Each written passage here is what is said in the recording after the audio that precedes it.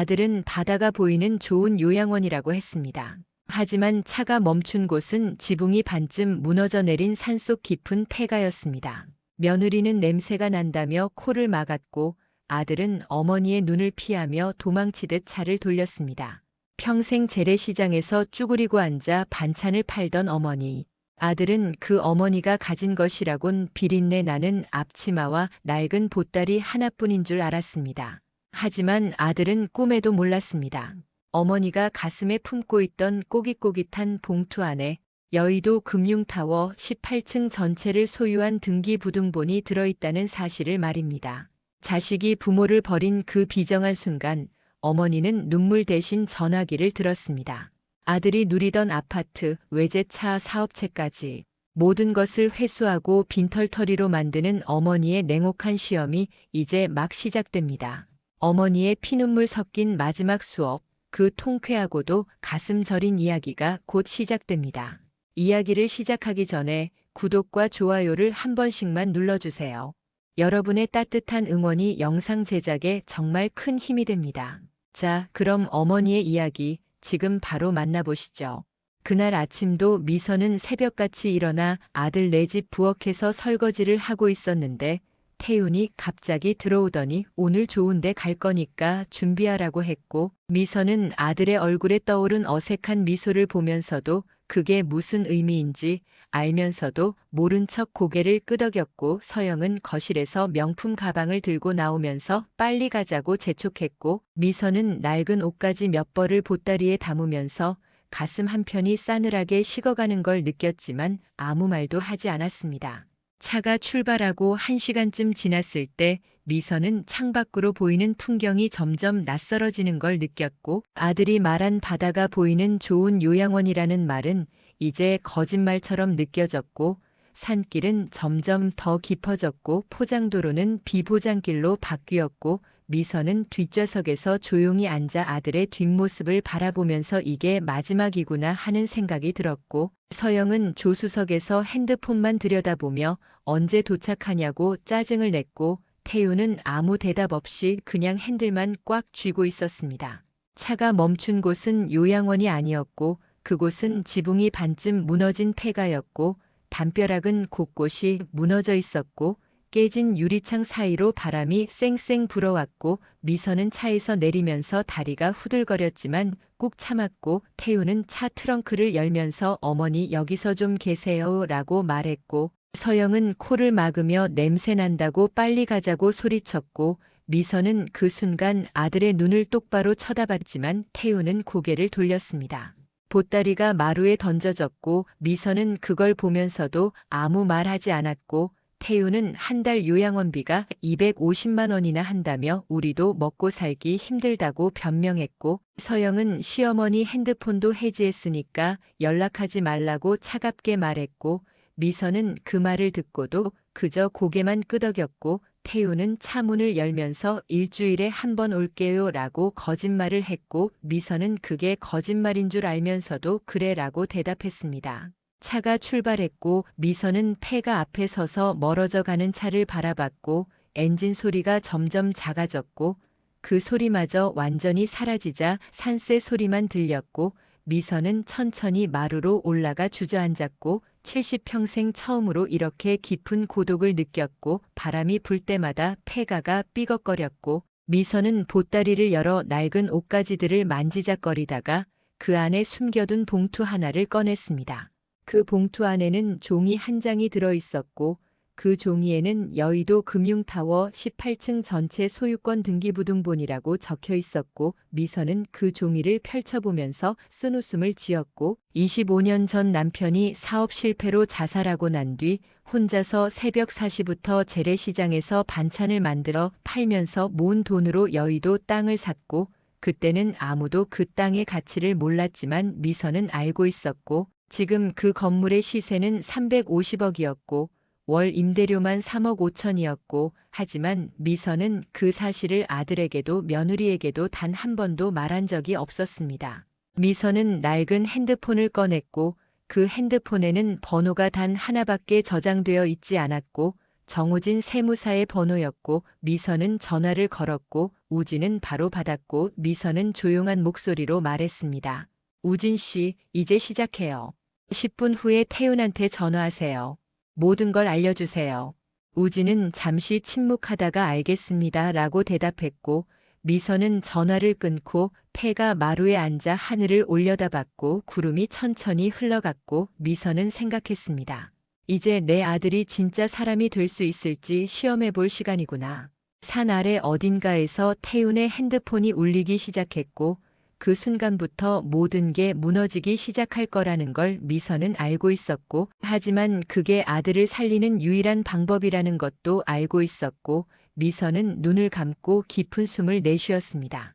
차가 산길을 내려온 지 정확히 10분이 지났을 때 태윤의 핸드폰이 울렸고 태윤은 모르는 번호라 무시하려다가 계속 울려서 받았고 전화기 너머로 들려온 목소리는 차분하면서도 냉정했고 그 목소리의 주인공은 정우진이라고 자신을 소개했고 태윤은 누구세요? 라고 물었지만 이미 뭔가 심상치 않다는 걸 느끼고 있었습니다.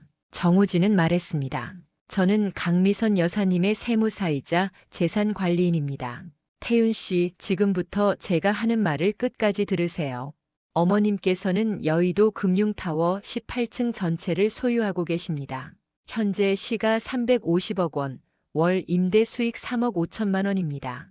그리고 태윤 씨가 현재 살고 있는 아파트, 타고 다니는 차, 운영하는 사업체 건물, 그 모든 게 실제로는 어머님 명의입니다. 태윤 씨는 지금까지 명의만 빌려준 상태였던 겁니다. 태윤은 순간 숨이 막혔고 핸들을 꽉 쥔 손에서 땀이 흘렀고 얼굴에서 핏기가 싹 가셨고 옆에 앉은 서영이 왜 그러냐고 물었지만 태윤은 대답할 수가 없었고 정우진의 목소리는 계속 이어졌습니다. 어머님께서는 25년 동안 새벽 4시에 일어나 시장에서 반찬을 만들어 팔면서 모든 재산을 일구셨습니다. 하지만 아들이 어떤 사람인지 시험하고 싶으셨던 겁니다. 그리고 오늘 태윤 씨는 시험에서 떨어졌습니다. 태윤은 급브레이크를 밟았고 차가 비포장길 한가운데서 멈췄고 서영이 소리쳤지만 태윤은 듣지 못했고 정우진은 계속 말했습니다. 30분 후 모든 자산이 동결됩니다. 아파트 압류 통지서가 현관문에 붙을 겁니다. 사업체 임대차 계약이 해지될 겁니다. 차량도 회수됩니다. 거래처들에게도 통보가 갈 겁니다. 그리고 태윤 씨가 그동안 어머님께 받아 쓴 돈, 총 8천만 원에 대한 반환 청구 소송도 진행됩니다. 태윤은 전화기를 떨어뜨렸고 핸드폰은 바닥에 떨어져 화면이 깨졌고 서영이 무슨 일이냐고 소리쳤지만 태윤은 대답 대신 차를 급히 돌렸고 다시 산길로 올라가기 시작했고 서영이 어디 가냐고 물었지만 태윤은 그냥 폐가로 가야 한다고만 했고 서영은 이해할 수 없다는 표정으로 남편을 바라봤습니다. 폐가에 도착했을 때 이미 해가 기울기 시작했고 태윤은 차에서 뛰어내려 폐가 안으로 달려갔지만 거기엔 아무도 없었고 마루에는 미선이 쓰던 낡은 지팡이만 덩그러니 놓여 있었고 보따리도 그대로 있었고 태윤은 보따리를 뒤졌지만 아무것도 없었고 그때 작은 액자 하나가 눈에 들어왔고 그건 태윤이 어렸을 때 어머니와 함께 찍은 사진이었고 액자 유리에는 금이가 있었고 뒷면을 보니 어머니의 글씨로 이렇게 적혀 있었습니다. 이제 너는 내 아들이 아니구나. 태윤은 그 순간 무릎이 꺾였고 바닥에 주저앉았고 눈물이 쏟아졌지만 그건 후회의 눈물이 아니라 자기 자신에 대한 분노의 눈물이었고 서영은 폐가 밖에서 뭐 하냐고 소리쳤지만 태윤은 대답하지 않았고 그냥 깨진 액자를 꽉 쥐고 있었습니다.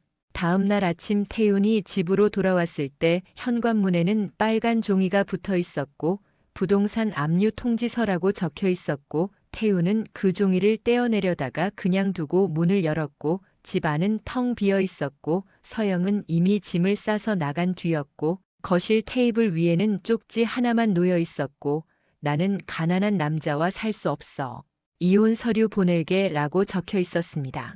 태윤은 그 쪽지를 구겨서 쓰레기통에 던졌고 소파에 앉아 천장을 바라봤고 핸드폰이 계속 울렸지만 받지 않았고 문자가 수십 통 왔지만 확인하지 않았고 그저 멍하니 앉아 있다가 문득 지갑을 열어봤고 지갑 안에는 10,000원짜리 5장과 1,000원짜리 몇 장 그리고 동전 몇 개가 전부였고 태우는 그 돈을 세어봤고 정확히 63,400원이었고 이게 태훈에게 남은 전부였습니다. 일주일이 지났고 태훈은 찜질방에서 잠을 잤고 하루에 5,000원씩 내고 목욕탕 구석에서 잤고 일자리를 찾아다녔지만 아무도 40대 중반의 경력 없는 남자를 고용하려 하지 않았고 편의점 야간 알바도 떨어졌고 건설 현장 막노동도 나이가 많다고 거절당했고 태훈은 점점 지쳐갔고 돈은 계속 줄어들었고 어느 날 아침 지갑을 열어보니 2만 원밖에 남지 않았고 태훈은 그날 아침 공원 벤치에 앉아 하늘을 바라보다가 문득 옆을 지나가는 할머니를 봤습니다.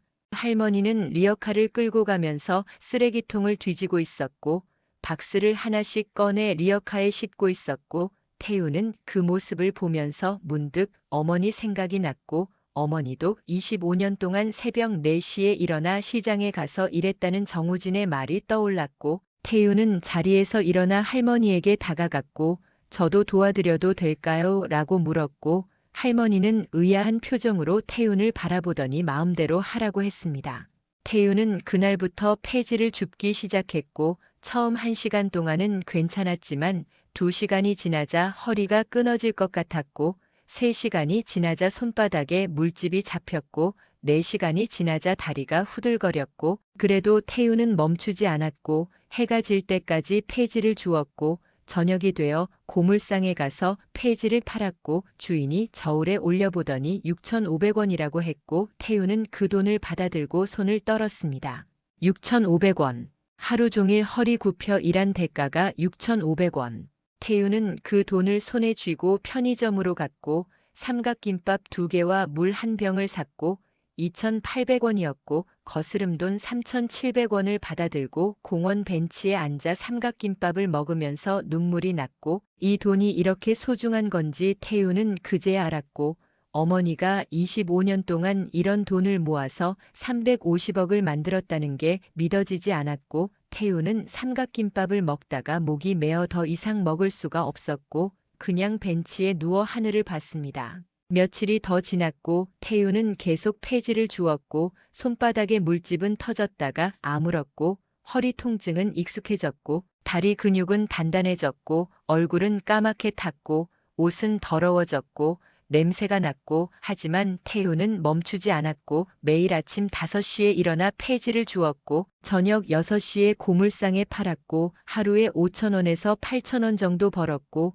그 돈으로 밥을 사 먹고 찜질방비를 내고 나면 남는 게 없었지만 태훈은 그래도 계속했습니다. 한 달이 지났을 때 태훈은 문득 거울을 봤고 거울 속의 자신은 완전히 다른 사람이었고 수염이 덥수룩했고 머리는 산발이었고 눈빛은 초점을 잃은 것 같았지만 동시에 뭔가 다른 빛이 있었고 태훈은 그 눈빛을 보면서 이상하게도 마음이 편안해졌고 이게 진짜 사는 거구나 하는 생각이 들었습니다.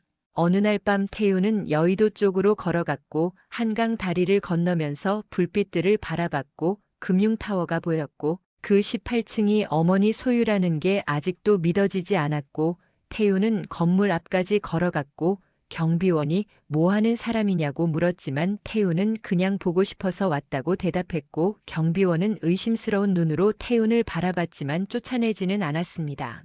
태훈은 건물 앞 계단에 앉아 고개를 들어 건물을 올려다봤고 18층 창문에서 불빛이 새어나왔고 어머니가 저 안에 계신가 하는 생각이 들었고 태훈은 주머니에서 돈을 꺼냈고 지난 한 달 동안 폐지를 주워 모은 돈이었고 정확히 12만 4천 원이었고 태훈은 그 돈을 보면서 생각했습니다. 이 돈으로 어머니를 찾아뵐 자격이 생길까? 그때 건물 정문이 열렸고 정장을 입은 남자가 나왔고 그 남자는 태훈을 보더니 다가왔고 태훈 씨 맞으시죠? 라고 물었고 태훈은 고개를 들어 그 남자를 봤고 남자는 자신을 정우진이라고 소개했고 태훈은 그제야 이 사람이 전화했던 세무사라는 걸 알았고 우진은 태훈의 손을 보고 말했습니다. 많이 힘드셨겠네요. 어머님께서 매일 확인하고 계십니다. 당신이 어떻게 사는지. 태훈은 그 말을 듣고 눈물이 났고 어머니를 만나고 싶다고 말했고 우진은 고개를 저으며 아직은 아니라고 했고 태우는 그럼 언제냐고 물었고 우진은 대답 대신 명함 하나를 건넸고 명함에는 한강식당 설거지 보조 구함이라고 적혀 있었고 태우는 그 명함을 받아들고 우진을 바라봤고 우진은 말했습니다. 어머님께서 25년 동안 일하셨던 곳입니다. 거기서 일해보세요. 그럼 알게 될 겁니다. 다음 날 새벽 4시 태우는 한강식당 앞에 섰고 아직 어두웠고 가게 문은 닫혀 있었지만 안에서 불빛이 새어나왔고 태우는 문을 두드렸고 50대로 보이는 여자가 문을 열었고 태우는 설거지 보조 자리에 지원하러 왔다고 말했고 여자는 태우를 위아래로 훑어보더니 들어오라고 했고 태우는 식당 안으로 들어갔습니다. 식당 안은 생각보다 넓었고 주방 옆에 커다란 설거지 공간이 있었고 싱크대가 3개나 있었고 설거지할 그릇들이 산더미처럼 쌓여 있었고 여자는 태윤에게 앞치마를 던져주며 일단 해보라고 했고 태윤은 앞치마를 두르고 싱크대 앞에 섰고 뜨거운 물이 나왔고 설거지를 시작했습니다. 첫 1시간은 괜찮았지만 2시간이 지나자 손이 부르트기 시작했고 3시간이 지나자 허리가 끊어질 것 같았고 4시간이 지나자 다리가 저렸고 5시간이 지나자 온몸이 땀으로 젖었고 6시간이 지나자 정신이 몽롱해졌지만 태우는 멈추지 않았고 그릇을 씻고 또 씻었고 여자는 중간중간 태윤을 보러 왔다가 그냥 고개를 끄덕이고 갔고 점심시간이 되자 손님들이 몰려왔고 그릇은 계속 쌓였고 태윤은 쉬지 않고 설거지를 했습니다. 저녁 8시가 되어서야 일이 끝났고 태윤은 바닥에 주저앉았고 손바닥을 보니 물집이 잡혀 있었고 허리는 펴지지도 않았고 다리는 후들거렸고 여자가 다가와서 물 한 잔을 건넸고 태윤은 물을 받아 마셨고 여자는 태윤 옆에 앉으며 말했습니다. 당신 어머니 강미선 씨 아시죠? 태윤은 고개를 들어 여자를 봤고 여자는 계속 말했습니다. 미선 씨가 여기서 25년 일했어요. 매일 새벽 4시에 와서 밤 8시에 퇴근했어요. 주말도 없이요. 명절에도 나왔어요. 아프면 약 먹고 나왔어요. 한 번도 쉰 적이 없어요. 급여는 한 달에 130만 원이었어요. 그 돈으로 당신 학교 보냈고 당신 결혼식 비용 냈고 당신 사업 미천됐어요. 태윤은 숨이 막혔고 여자는 계속 말했습니다. 미선 씨는 점심도 제대로 안 먹었어요. 손님들 먹다 남은 반찬으로 밥 한 공기 먹는 게 전부였어요. 옷도 안 사 입었어요. 항상 낡은 옷만 입고 다녔어요. 신발도 몇 년씩 같은 거 신었어요. 왜 그랬는지 아세요? 당신 때문이에요. 당신한테 돈 보내느라 자기는 한 푼도 안 썼어요. 태윤은 눈물이 났고 여자는 자리에서 일어나며 말했습니다. 내일도 새벽 4시까지 나오세요. 급여는 하루 5만 원이에요. 미선 씨가 받던 거랑 똑같아요. 태윤은 그날 밤 찜질방으로 돌아가지 않고 식당 뒤편 작은 쪽방에 머물렀고 여자가 여기서 자라고 했고 이 방도 어머니가 쓰던 방이라고 했고 태윤은 그 좁은 방에 누워 천장을 바라봤고 천장에는 물이 샌 자국이 있었고 벽지는 곳곳이 찢어져 있었고 방바닥은 삐걱거렸고 태윤은 이 방에서 어머니가 25년을 살았다는 게 믿어지지 않았고 어머니는 350억짜리 건물 주인이면서 왜 이런 방에서 살았을까 생각했고 그리고 깨달았습니다. 어머니는 나를 시험하고 있었구나. 내가 어떤 인간인지 끝까지 지켜보고 싶었던 거구나.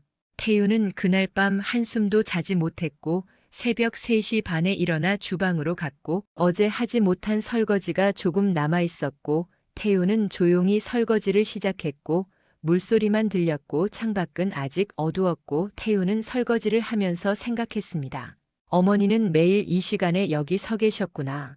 나는 그때 집에서 편하게 자고 있었는데. 한 달이 지났고 태윤은 매일 새벽 4시에 식당에 나와 밤 8시까지 일했고 설거지만 하는 게 아니라 주방 청소도 하고 재료 정리도 하고 쓰레기도 치웠고 손은 거칠어졌고 얼굴은 더 까맣게 탔고 몸은 말랐고 하지만 태윤의 눈빛은 점점 맑아졌고 여자는 가끔 태윤을 보면서 미선 씨 생각이 난다고 했고 태윤은 그 말을 들으면 가슴이 뜨거워졌습니다. 2달이 지났을 때 태윤은 모은 돈을 세어봤고 정확히 280만 원이었고 하루 5만 원씩 벌어서 밥값과 생활비 빼고 모은 돈이었고 태우는 그 돈을 보면서 생각했습니다. 이 돈으로 어머니께 뭘 드릴 수 있을까? 그리고 태우는 깨달았습니다. 어머니가 원하는 건 돈이 아니라 내 마음이구나. 태우는 그날 오후 일을 마치고 시내로 나갔고 백화점에 들어갔고 지팡이 코너로 갔고 제일 좋은 지팡이를 골랐고 가격은 12만 원이었고 태우는 망설임 없이 카드를 냈지만 카드는 정지되어 있었고 태우는 현금으로 계산했고 지팡이를 받아들고 백화점을 나왔습니다. 그리고 태우는 여의도로 향했고 금융타워 앞에 섰고 경비원이 태우를 알아보고 인사했고 태우는 정우진 씨를 만나러 왔다고 말했고 경비원은 전화를 걸었고 잠시 후 우진이 내려왔고 태우를 보고 많이 달라졌다고 말했고 태우는 어머니를 만나고 싶다고 했고 우진은 고개를 끄덕이며 따라오라고 했습니다.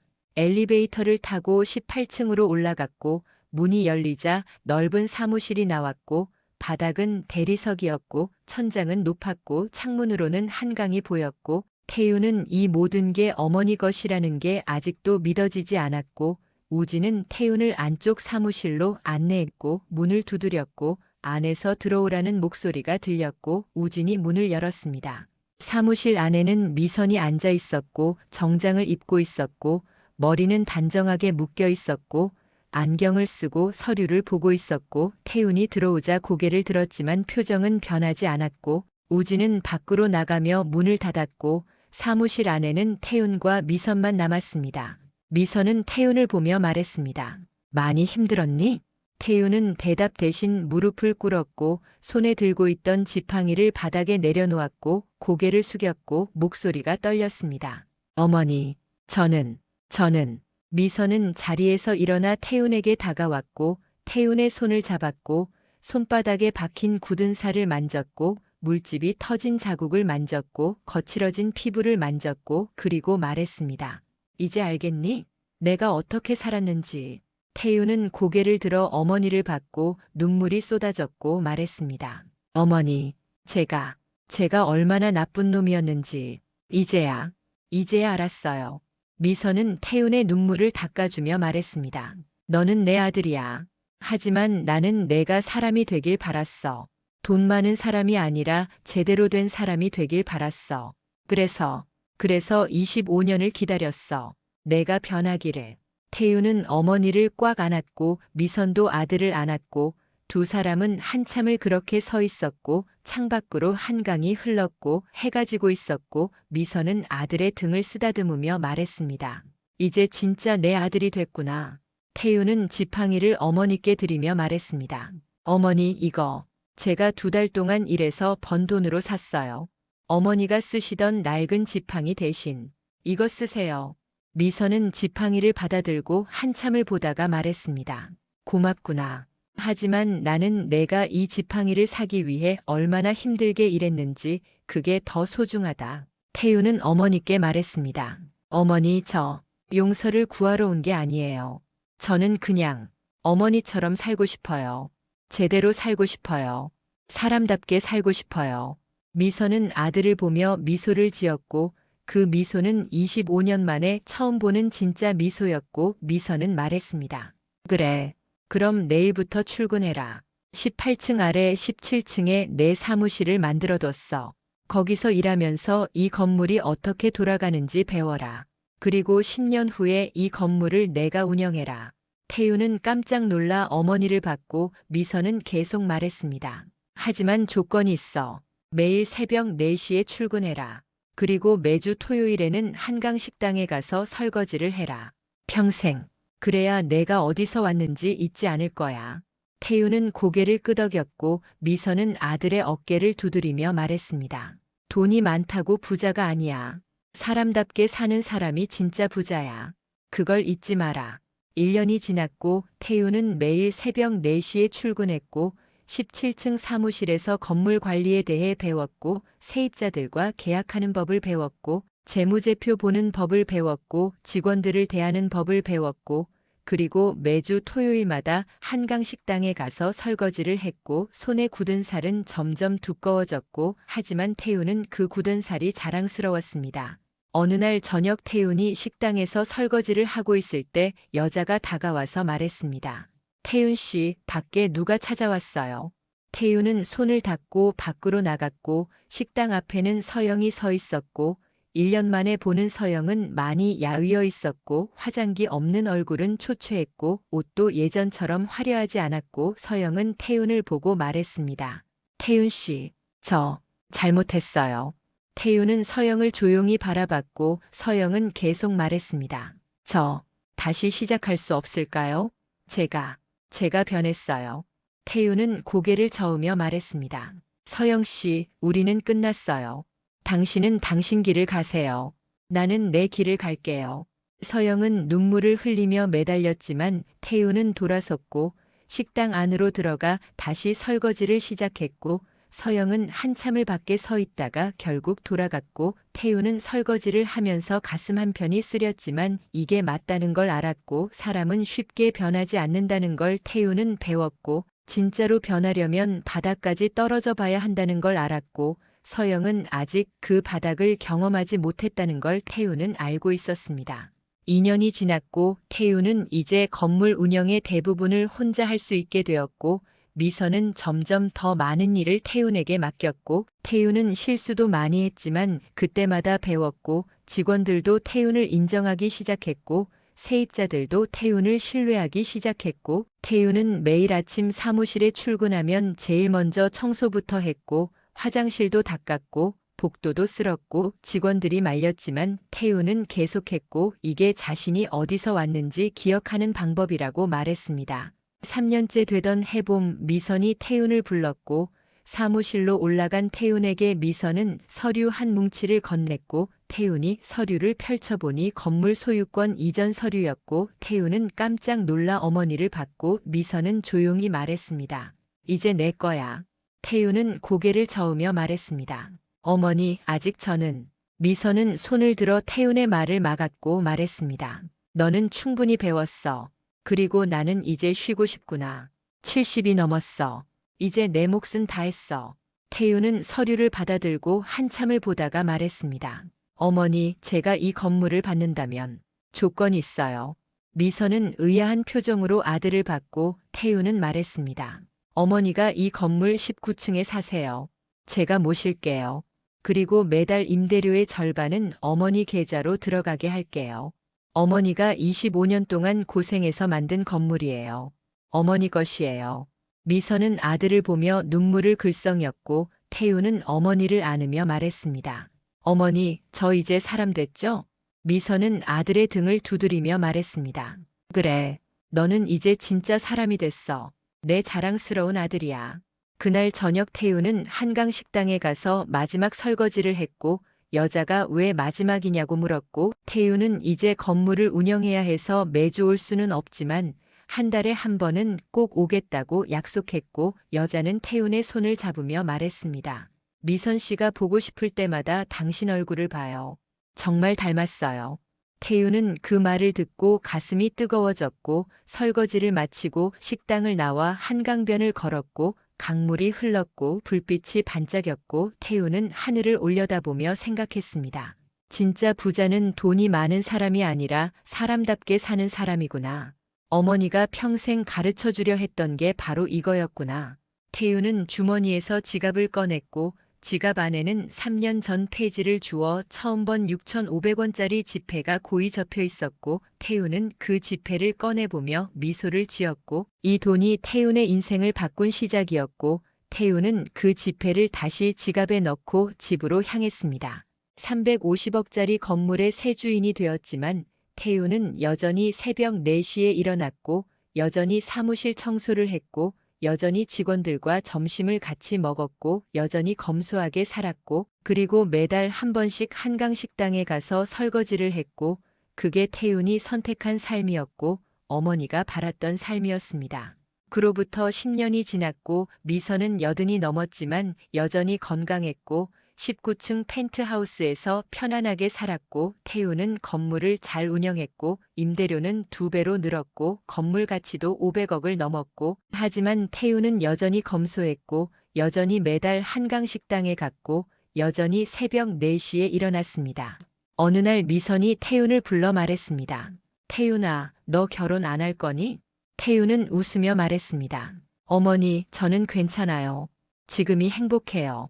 미선은 고개를 저으며 말했습니다. 사람은 혼자 살 수 없어. 누군가와 함께 살아야 해. 그게 사람이야. 며칠 후 태윤이 한강 식당에 갔을 때 새로운 직원이 설거지를 하고 있었고 30 중반쯤 되어 보이는 여자였고 태윤은 인사를 했고 여자도 인사를 했고 이름은 김수연이라고 했고 태윤은 수연과 함께 설거지를 했고 수연은 성실했고 조용했고 태윤과 비슷한 점이 많았고 두 사람은 서서히 가까워졌습니다. 1년 후 태윤과 수연은 결혼했고 결혼식은 작았고 하객도 많지 않았고 하지만 따뜻했고 미선은 며느리를 보며 만족스러운 미소를 지었고 수연은 시어머니께 절을 하며 말했습니다. 어머니 잘 모시겠습니다. 미선은 수연의 손을 잡으며 말했습니다. 내 아들 부탁해요. 그리고 우리 아들처럼 사람답게 살아요. 수연은 고개를 끄덕였고 태윤은 두 사람을 보며 행복했고 이제 태윤에게는 진짜 가족이 생긴 것이었습니다. 그리고 그날 밤 태윤은 19층 펜트하우스에서 어머니와 단둘이 차를 마시며 말했습니다. 어머니 감사해요. 저를 사람으로 만들어주셔서. 미선은 차를 한 모금 마시고 말했습니다. 너는 원래 좋은 아이였어. 다만 길을 잃었을 뿐이야. 내가 한 건 그 길을 다시 찾게 해준 것뿐이야. 태윤은 창밖을 바라봤고 한강이 흘렀고 불빛이 반짝였고 태윤은 생각했습니다. 3년 전 폐가에 버려졌던 그날이 태윤의 인생에서 가장 중요한 날이었구나. 그날 어머니는 태윤을 버린 게 아니라 태윤을 살린 거였구나. 진짜 사랑은 때로는 냉정하고 때로는 잔인하지만 그게 진짜 사랑이구나. 태윤은 어머니를 보며 말했습니다. 어머니 사랑합니다. 미선은 아들을 보며 미소를 지었고 그 미소는 지난 40년 동안의 모든 고생과 눈물과 아픔을 다 녹여주는 미소였고 미선은 말했습니다. 나도 사랑한다, 내 아들. 두 사람은 한참을 그렇게 앉아 있었고 말없이 차를 마셨고 창밖으로 한강이 흘렀고 밤은 깊어갔고 하지만 두 사람의 마음은 따뜻했습니다. 이것이 강미선과 강태윤의 이야기입니다. 어머니는 아들에게 돈을 물려주지 않았습니다. 대신 삶을 가르쳐 주었습니다. 아들은 모든 것을 잃고 나서야 진짜 중요한 것을 배웠습니다. 그리고 두 사람은 30년 만에 비로소 진짜 모자가 되었습니다. 때로는 사랑이 냉정해 보일 수 있습니다. 때로는 사랑이 잔인해 보일 수 있습니다. 하지만 진짜 사랑은 상대방을 진짜 사람으로 만드는 것입니다. 강미선은 그것을 알고 있었습니다. 그리고 강태윤은 그것을 배웠습니다. 진짜 부자는 돈이 많은 사람이 아니라 사람답게 사는 사람입니다.